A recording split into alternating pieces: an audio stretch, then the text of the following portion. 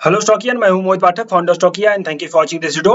और अगर आप इस वीडियो के माध्यम से मेरे चैनल से पहली बार जुड़ रहे हैं तो चैनल को जरूर सब्सक्राइब कर लीजिएगा, बेल आइकन को भी दबा के रखिए ताकि नई वीडियो की नोटिफिकेशन आपको क्या मिलती रहे। मैं आपके लिए डेली बेसिस पे प्री मार्केट की वीडियोस अपलोड करता हूं जिसमें हम सब ये डिस्कस करते हैं कि निफ्टी बैंक निफ्टी में किस तरीके से ट्रेड किया जाना चाहिए, कहां पे बाइंग कहां पे सेलिंग हो सकती है। और चलिए हम शुरू कर लेते हैं। सो कल मंडे यानी हमारा मार्केट जो ओपन होगा वो होगा 12th ऑफ जून, और ये जून से लेकर के 12 से लेकर के 16 जून तक का वीक होगा। फुल वीक है, कोई यहाँ पे हॉलीडे नहीं है। सो अब हम यहाँ पे समझते हैं कि मार्केट हमारे किस मोड पे है और कहाँ पे है। तो मार्केट में थोड़ा सा साइडवेज मोड था, देन उसके बाद यहाँ पे एक सेलिंग प्रेशर देखने को मिला। ये जो सेलिंग प्रेशर देखने को मिला है इसमें सिर्फ और सिर्फ प्रॉफिट बुकिंग करी गई है, एफआईएस के द्वारा कोई फ्रेश शॉर्ट पोजीशन नहीं क्रिएट करी गई है। ओके, मैंने आपको अपने वीकली एनालिसिस में मैंने बता दिया है, तो आप ये वाला वीडियो जरूर देखिए, ये काफी इन्फॉर्मेटिव होता है। इसमें पूरे स्टॉक्स का, मार्केट का, इंडेक्स का, ये सब का डिस्कशन होता है। ओके, चलिए, तो अब ये तो हमें क्लियर पता चल गया कि मार्केट में फ्रेश सेलिंग नहीं हुई है, लेकिन क्या हो सकती है फ्रेश सेलिंग? डेफिनेटली होने को कुछ भी हो सकता है, बट अगर होने लगेगी तो हमें पता कैसे चलेगा?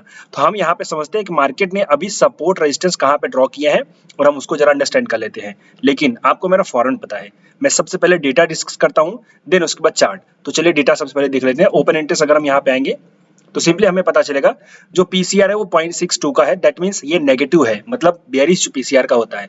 पीसीआर अगर नीचे जा रहा होता है तो बेरिश होता है। 0.7 के नीचे मैं बेरिश पीसीआर, मतलब 0.7 के नीचे पीसीआर अगर रहता है तो मैं बेरिश समझता हूँ, ये आपको पता होगा। रेजिस्टेंस और सपोर्ट देख लेते हैं।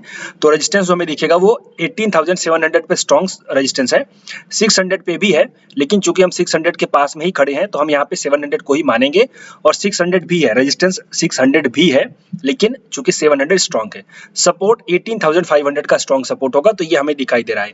लेकिन हमें रेजिस्टेंस स्ट्रॉन्ग दिखाई दे रहा है, ये हमें पता चला है बिकॉज मार्केट में सेलिंग का मोड हुआ था और मार्केट में सेलिंग की गई थी।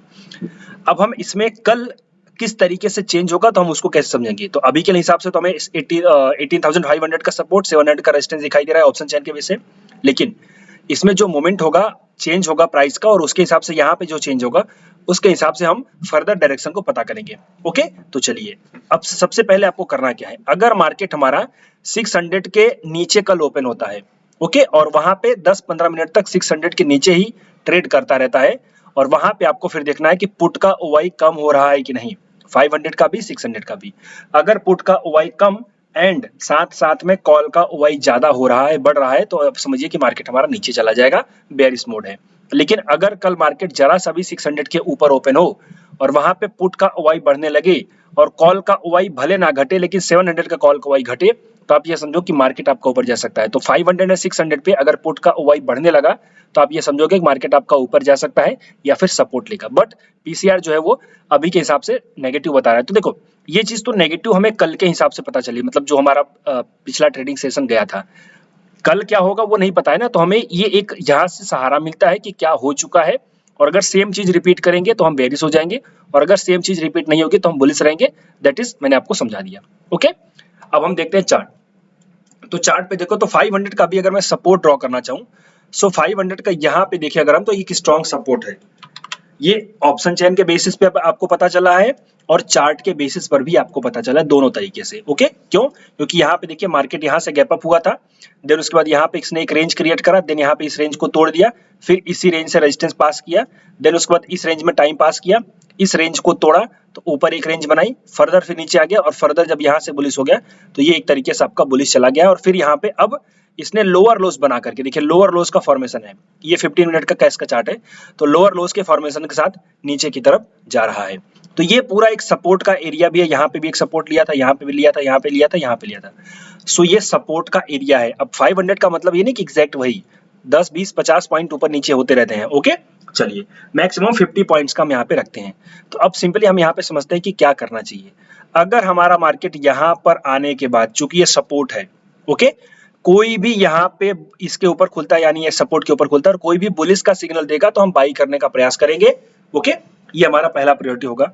लेकिन अगर कल मार्केट यहां से खुलते ही एक साथ एक बड़ी कैंडल के साथ ये पूरी रेंज तोड़ दे, जो कि आपकी रेंज मैं दे रहा हूं यहाँ पे 480,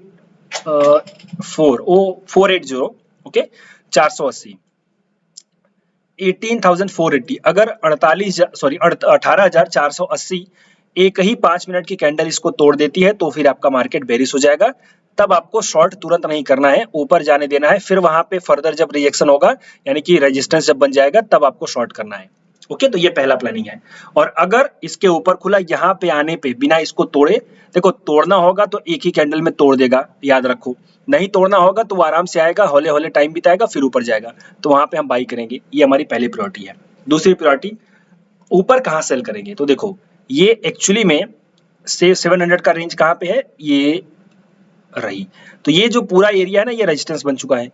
तो अगर कल मार्केट हमारा फ्लैट खुल करके ऊपर जाए तो इस एरिया में आने के बाद जो कि है हमारा 680 से लेकर के 722, 680 से लेकर के 722, तो इस एरिया में अगर जाकर के कोई सेलिंग का रिवर्सल दिखेगा तो हम सेल भी करेंगे, नीचे की तरफ हमारा टारगेट हो जाएगा। स्टॉप लॉस जो होगा हमारा ये यहाँ पे होगा, जो कि 760 का लगभग हो जाएगा।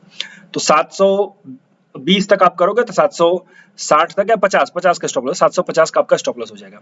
ओके, यहाँ पे नीचे की तरफ टारगेट, तो ये आपको ट्रेड मिलेगी। अब ये बड़ी बड़ी रेंज में क्यों बता रहा हूँ, क्योंकि मैंने आपको डेटा डिस्कस किया है वीकली एनालिसिस में कि मार्केट जो है रेंज बाउंड ओवरऑल रहेगा, लेकिन इंट्राडे के मूव्स बड़े बड़े मिलेंगे तो आपको वहां पे ट्रेड करने चाहिए। तो ये दो प्लानिंग है निफ्टी में। और अगर इन सब के अलावा कुछ अलग से मिलेगा तो मैं अपने टेलीग्राम चैनल पे अपडेट करूंगा, सो आप टेलीग्राम चैनल जरूर ज्वाइन करके रखिए, यहाँ पे मैं आपको अपडेट्स देता रहता हूँ। तो लाइव मार्केट में अगर प्री मार्केट के हिसाब से कोई चल रहा है तो ठीक है, अदरवाइज मुझे अलग से कुछ मिलता है तो मैं आपको अपडेट करता हूं, तो आप वहां पे जरूर रहिए। इसके लिंक इसी वीडियो के कमेंट बॉक्स में है, डिस्क्रिप्शन बॉक्स में भी है, तो आप उसको पा सकते हैं। कोई प्रॉब्लम हो तो सिंपली स्टॉकी इन्वेस्ट टेलीग्राम पे सर्च करिए विदाउट स्पेस और ज्वाइन कर लीजिए। और अगर आप मुझसे सीखना चाहते हो तो मेरी हर महीने नई बैचेस चलती रहती हैं। अगली बैच 20 जून से चालू होगी, तो बस अभी 9 दिन है। आप अगर चाहो तो ये वीडियो देख करके सही लगे तो ज्वाइन करिए, और कोई कंफ्यूजन या फिर करियो तो इस नंबर पे कांटेक्ट कर सकते हैं। अब चलिए बैंक निफ्टी डिस्कस कर लेते हैं, तो उसका डेटा देख लेते हैं। सो बैंक निफ्टी जो है यहाँ पे इसका अभी पीसीआर वही 0.67, तो ये नेगेटिव पीसीआर है। सपोर्ट जो है हमारे पास 44,000 का सपोर्ट भी है, 44,000 का रेजिस्टेंस भी है। चूंकि मार्केट स्पॉट उसके नीचे है तो हम यहाँ पे रेजिस्टेंस ही मानेंगे, सपोर्ट नहीं मानेंगे। हम जो फाइनल सपोर्ट मानेंगे वो हमारे पास है 43,800। सो 43,800 और 500 का हमारे पास सपोर्ट है। 500 का स्ट्रॉन्ग सपोर्ट है, 300 का भी स्ट्रॉन्ग सपोर्ट है। लेकिन अगर कल मार्केट नीचे जाने लगे और उस केस में 300 का पुट का ओआई बढ़ने लगे तो हम समझेंगे कि मार्केट हमारा रिवर्सल ले सकता है या फिर साइडवेज हो जाएगा। लेकिन अगर कल यहाँ पे कॉल का ओआई बढ़ने लगे तो समझोगे कि मार्केट आपका नीचे चला जाएगा। ओके, और अगर कल मार्केट हमारा 44,000 के ऊपर निकले और वहां पे 43,900, 43,800 का पुट का ओआई बढ़े प्लस 44,000 का कॉल का ओआई कम हो जाए और पुट का ओआई बढ़े, तो आप ये समझोगे कि मार्केट आपका ऊपर जा सकता है। ये आपको तरीका पता होना चाहिए। अब बैंक निफ्टी के मैं लेवल्स दे देता हूं, तो कैश के लेवल्स हैं। ओके, बैंक निफ्टी का जो स्ट्रक्चर है वो थोड़ा सा बिल्कुल वैसा ही जैसा कि मैंने आपको एक बार बताया था कि जब भी कोई एक रिजेक्शन हो, यहाँ पे एक तरीके से सिमेट्रिकल ट्रायंगल टाइप कुछ बनता है, आप यहाँ पे देख सकते हो, असेंडिंग ट्रायंगल, सिमेट्रिकल ट्रायंगल, कुछ भी बोलो, सिमेट्रिकल ट्रायंगल भी आप बोल सकते हो।